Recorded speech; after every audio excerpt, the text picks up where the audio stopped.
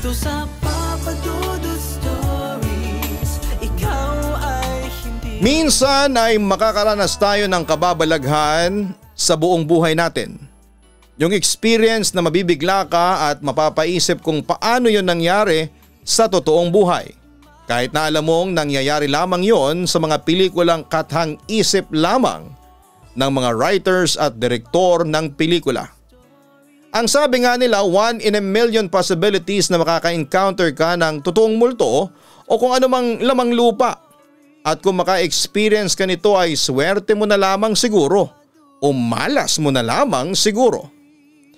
Papadudod ako po si Joanna, 28 years old sa ngayon at kasalukuyang nakatira sa Rainbow Homes 2, San Bartolome, Quezon City. Sa totoo lang, noong kabataan ko ay hindi ako naniniwala talaga sa kababalaghan. Though suki ako ng mga kung ano-anong mga programa sa TV at mga magazine na nabibili ko noon. Mahilig din akong manood ng mga horror films. Inabangan ko talaga yung may mga jump scares at tinitingnan ko kung matatakot nila ako. Most of horror films naman ay hindi ako natakot sa jump scares nila. Maliban na lamang siguro sa Jeepers Creepers 1 and 2 at sa unang movie ng Insidious. Pero lahat ng nababasa at napapanood kong horror ay for the sake of entertainment na lamang at hindi ko talaga iniisip na isang araw ay mangyayari yon sa buhay ko. Anyway, hayaan niyong i-share ko sa inyo ang aking horrific experience noong isa pa lamang akong third year nursing student. Natatandaan ko na bagong lipat kami ng inuupahan na boarding house. At kasama ko dito ang isang babae kong kapatid na si Je na nasa first year college bilang BS nursing student. Kasama din namin ang bunso namin na si RJ na high school pa lang at ang dalawa kong kababata na sina Peter at si Grace na nursing students din. At dahil mahirap humanap ng bahay na mauupahan at dahil sa kagustuhan naming magkakasamang magkakapatid at magkababata ay kinuha na lang namin ng isang lumang bahay na walking distance lang sa aming pinapasukan. May kalakihan ng bahay at luma na nga ito. Medyo sira-sira na ang kisame. 2 malalaking kwarto na may kanya-kanyang banyo. At isang napakalaking sala at kusina. Kaya nilinis namin ang aming tinitirhang bahay. Nag-ambagan kami noon para makabili ng mga materyales na gagamitin sa simpleng renovation ng bahay. Sina Peter at RJ ang nagtulungang ayusin ang mga kisame ng bahay. Habang kami naman ni Je at Grace ay nagpintura ng mga pader. Siguro 3 araw din naming pinaglamayang ayusin ang inuupahan naming bahay. At natuwa kami nang makita namin ang finished product. Sobrang worth it ang aming pagpapakapagod dahil hindi lang malinis at maayos ang bahay kundi maganda na rin sa paningin. Pero papadudot aaminin ko na hindi ko maikakaila na parang ang bigat ng mga paa ko tuwing pumapasok ako sa bahay na yon. Oo, hindi ako naniniwala sa mga multo.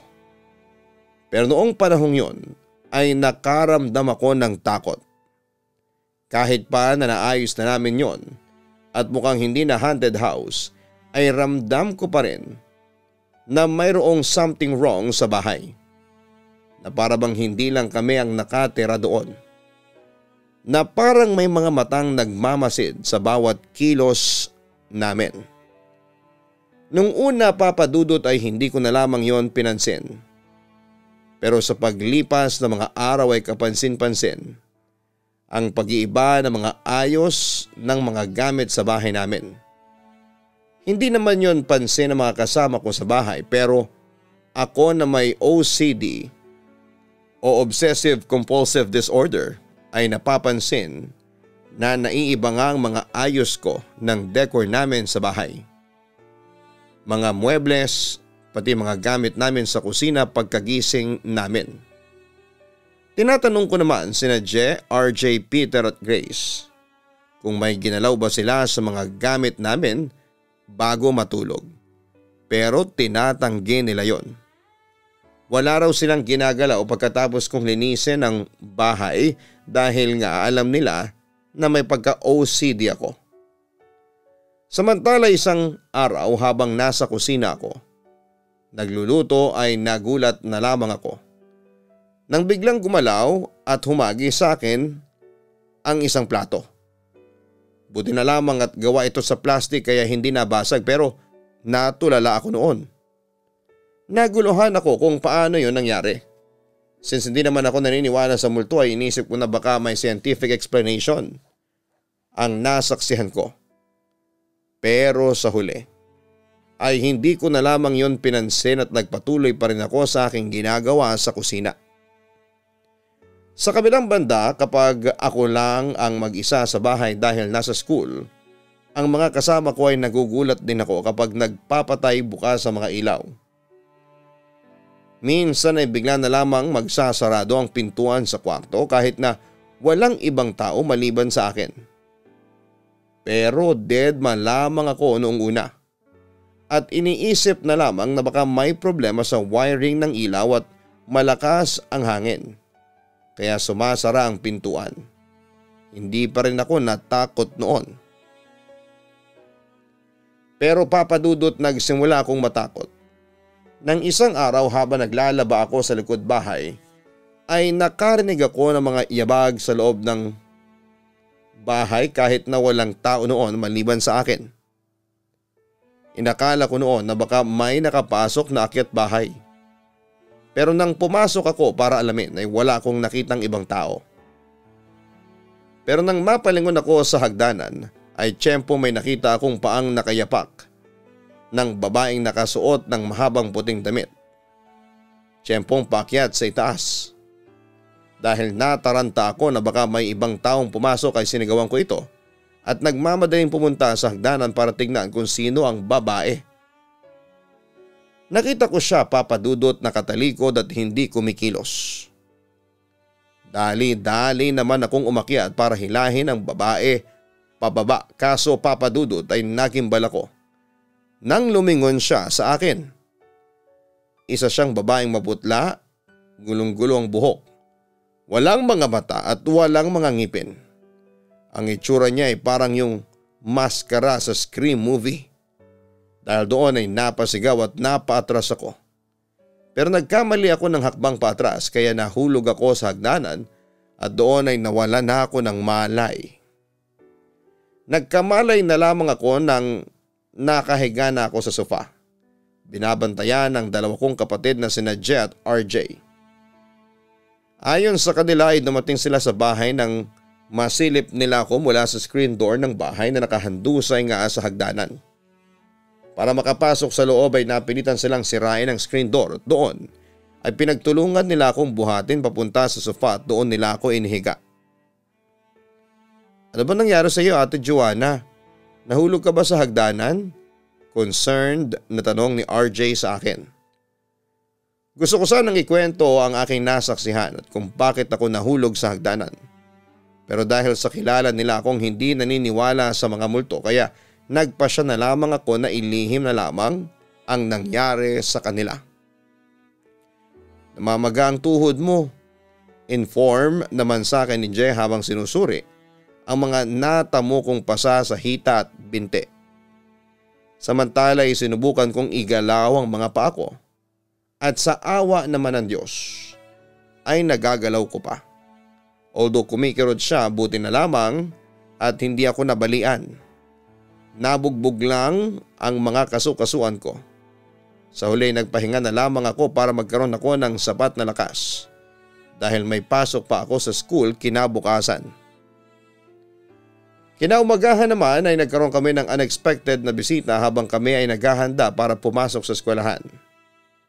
Siya si Aling Moren ang palagi naming pinagbibilinan na bantayan ang aming bahay kapag nasa school kaming lahat. Sumaglit siya sa amin para iabot ang isang palangganang santol at chiko na napitas sa kanyang bakuran.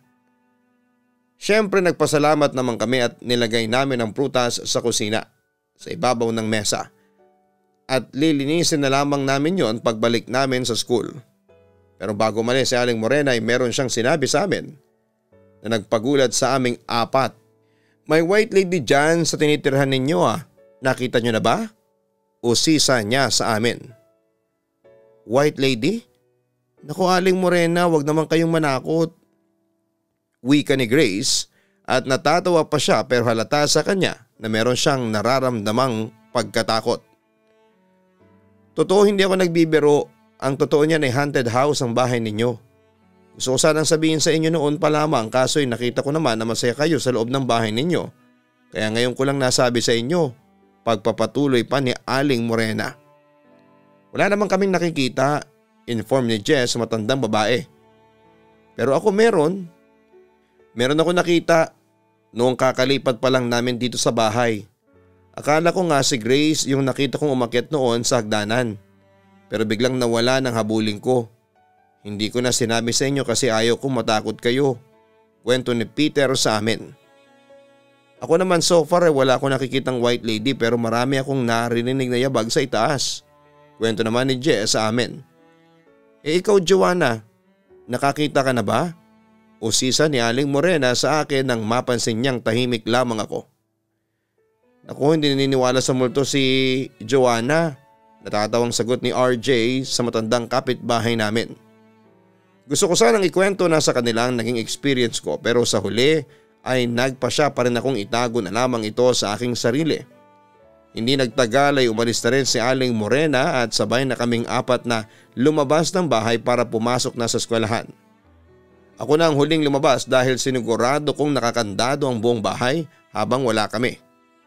Sa jeep naman ay napagkwentuhan namin ang sinabi ni Aling Morena. At dahil sa naabutan kami ng traffic noon sa biyahe ay nag-share na lamang ang mga kasama ko ng kanilang creepy experience sa inuupahan naming bahay. Ang sama ng panaginip ko kagabi. Hinihila ng tiyanak ang pako at hindi ako makatulog magdamag kaya binuksan ko na lamang ang ilaw. Kwento ni Peter sa amin. Nanlaki naman ang mga mata ni Grace nang marinig ang kwento ng kababata. Hala, seryoso ka? Ako din gano'n na gano'n ang panaginip ko Nanindig tuloy ang balahibo ko. Ano ba yan? Wika niya. Sumingit naman si Jen na meron ding similar na panaginip. Ganyan din ang napanaginipan ko, sobrang creepy nga kaya hindi ako nakatulog ng maayos. Kaya pala nakita kitang nanonood lang ng K-drama sa cellphone mo nung malimpungatan ka, ang sabi pa ni RJ. Kung gano'n ay sabay-sabay tayong nananaginip at pare-pareho pa tayo, dagdag pa niya. Talaga RJ, nananaginip ka rin ng katulad ng sa amin? Hindi makapaniwala si Peter sa sinabi ng bunso kong kapatid. Magdasal na lang tayo kapag gano'n. Nakakatakot naman kasi talaga yung bahay na inuupahan natin. Sabi ko na lamang sa kanila. Samantala tinanong nila ako kung nananaginip din ba ako ng kapareho sa kanila. Sinabi kong hindi. Hindi ko na rin kasi matandaan ang panaginip ko noong gabing yon. Although hindi rin ako nakatulog ng maayos dahil naiisip ko pa rin yung naging experience ko sa white lady. Lumipat na lang kaya tayo ng mauupahan te. Baling sa akin ni RJ. Saan naman? Ang hirap maghanap. Pagtanggi ko. Marami pa tayong makikitang ibang bahay na malapit sa school natin. Wika ni Grace na gustong gusto na rin lumipat ng bahay. Ganito na lang. Para hindi na kayo matakot at para umalis na yung masamang espiritu ng bahay natin pabindisyon na lang natin sa pare. Hindi kasi natin pinablessan yan kaya siguro ganon. Mag-ambaga na lang ulit tayo. Hindi naman siguro malaki ang magagastos natin. Suhestyon ko. Hindi nagtagal makalipas siguro ng 2 araw ay napablesan na namin ang aming inuupahang bahay. Masaya kaming apat kasi nakita namin kung paano maliwalas ulit ang buong bahay. Nawala ba yung bigat na nararamdaman namin sa tuwing pumapasok kami sa loob? Kaya inakala talaga namin at tapos na ang pagpaparamdam at kababalaghan sa bahay na yon. Pero papadudot lumipas ang araw ng linggo at mga buwan. Ganon pa rin ang nangyari. Lagi pa rin binabangungot ang mga kasama ko sa bahay. At lagi na lang silang natatakot. at kung ano-ano at sari-saring nakakatakot ang kanilang napapanaginipan. And to my surprise, ako na lang yata ang hindi binabangungot noon tuwing gabi. Hanggang sa isang araw 3:00 ng hapon hanggang 11:00 ng gabi ang duty ko sa hospital bilang OJT. So normally dumarating ako sa bahay ng 12:00 na ng hating gabi. At nadatnang ko ang kasama ko sa bahay na nasa sala lahat natutulog. Pati mga kapatid ko dahil sa ayaw na nilang matulog sa mga kwarto. So since na ako yung tipo ng tao na ayaw may katabi sa pagtulog ay ako na lamang ang naiwan sa kwarto para matulog. Nag-shower muna ako bago nag-ready matulog. 1:00 na ng madaling araw at medyo ramdam ko na ang antok at pagod. Pagpikit ko ng mata ko ay bigla akong may narinig na sitsit at parang sa akin sumisitsit. Since patay ang ilaw ay wala akong makita. Baka ako may manloloko na dumaan lamang sa may bintana dahil sa gilid lang kami ng daanan. So bumalik ulit ako sa pagtulog. Pero papadudot na ulit ang pagsitsit and this time ay malapit na yon sa akin. Sino ba yan? Sabi ko na naiirita. At sinindihan ko ang ilaw baka ako may mga tao sa bintana at isa sa mga kasama ko sa bahay ang gising pa at tinatakot lamang ako. Pero nagkamali ako dahil tulog na silang lahat at walang tao sa paligid o kalapit ng bintana. Pero sa loob-loob ko ay kinikilabutan ako. 1:30 na ay bumalik na ako sa kama at pinatay na ang ilaw at tandang-tanda ko talaga. Paghiga ko at nasa right-sided position ako nang may sumitsit ulit at medyo parang pabulong at malapit na yon sa akin. So napaharap ako sa left side at laking gulat ko na may nakaupo sa kama ko. Sa may paanan na isang matandang nakaputi at mahabang kanyang buhok at nakayuko pa. Nakatiklop ang mga palad. Sa pagkagulat ko ay hindi talaga ako nakapagsalita, sa halip noon ay nagawa kong ipikit ang mga mata ko sabay sambit ng "In Jesus name, Amen" ng paulit-ulit. Pagkalipas siguro ng 2 minuto ay nagawa kong idilat ulit ang aking mga mata at nagimbal ako sa sobrang takot ko dahil aninag na aninag ko siya. Kitang-kita ko na ang mukha ng matandang babae na titig na sa akin. Bigla ko rin naalala yung first encounter ko noong time na nahulog ako sa hagdanan. Ang matandang white lady na kaharap ko at ang white lady na nakita ko noon na umakyat sa hagdanan. At dahil sa takot ako ay napatakbo ako palabas ng kwarto at umiiyak akong sinindihan ng mga ilaw at doon ay nagising ang mga kasama ko sa bahay. At hindi na kami nakatulog hanggang sa mag-umaga. Samantala sabi ni Peter sa akin, "O ngayon, naniniwala ka na sa multo? Mas malala pa pala yung nangyari sa'yo. Sa'yo na mismo nagpakita yung white lady na sinasabi ng karamihan kaya pala walang umuupa sa bahay na ito." Aniya. At doon ay nagpasya na akong aminin sa kanila na noong araw na nahulog ako sa hagdanan ay dahil yon sa white lady na nagpakita sa akin. At sa araw ding yon ay walang pumasok sa amin at napagpasyahan naming maghanap ng panibagong mauupahan. At dahil sa nangyaring yon sa akin ay nagkaroon na yata ako ng trauma dahil naging sobrang matatakutin at magugulatin ako mula ng gabing yon. At hanggang ngayon ay dalang-dala ko yung experience na yon at alam kong dadalhin ko yon habang buhay. Sa ngayon papadudod ay iba-iba na kami ng tinitirhang bahay since tapos na kami ng pag-aaral. Isa na akong registered nurse sa ngayon dito sa Novaliches General Hospital. Katrabaho ko po si Peter habang si Jen naman ay sa Bernardino Hospital din sa Novaliches nagtatrabaho. Si Grace naman ay nagwo-work bilang nurse sa UK at doon na siya nakabase. Habang si RJ naman ay isa ng CPA sa New Manila, Quezon City na nakatira kasama ang kanyang asawa. Samantalang ako ay nakatira ngayon sa inuupahan kong bahay sa Rainbow Homes 2, San Bartolome, Quezon City na halos katapat lamang ng SM Novaliches. So far naman ay wala naman akong nai-experience na kababalaghan sa bahay na inuupahan ko. Dahil sinigurado ko na hindi haunted house ang malilipatan ko. Nakakaranas pa rin po ako ng kababalaghan pero sa work na. Alam mo naman kapag nagwo-work ka sa ospital, hindi mo talaga maiiwasan ang mga creepy vibes. But so far ay wala namang nagpapakita sa akin na kung anong mga kaluluwa. Papa Dudut, minsan talaga sa buhay natin ay susubukan tayo ng tadhana. Susukatin ito ang katapangan natin sa pamamagitan ng pagpaparana sa atin ng kababalaghan. Sa mga taong hindi pa nakaka-experience ng kababalaghan ay swerte po ninyo. Dahil once na nakakita kayo o naka-experience na, ay tatatak na yon sa isipan ninyo at dadalhin nyo na yon habang buhay. Ang may papayo ko lang ay magdasal ng taimtim sa Diyos nang sa ganon ay hindi ninyo ma-experience ang naranasan ko. Muli maraming salamat sa iyo Papa Dudut. God bless and more power sa inyong programa. Lubos na nagpapasalamat, Joanna. Huwag kalimutan na mag-like, share and subscribe. Maraming salamat po sa inyong lahat. Ang buhay ay mahiwaga, laging may lungkot at saya. Sa Papa Dudut Stories, laging may karamay ka.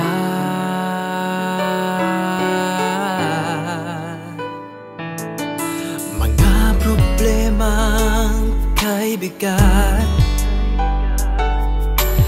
dito ay pakikinggan ka. Sa Papa Dudut Stories, kami ay iyong kasama. Dito sa Papa Dudut Stories, ikaw ay hindi nag-iisa.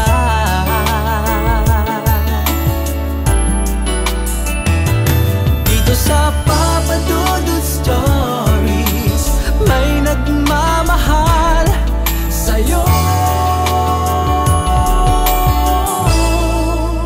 Papa Dudut Stories,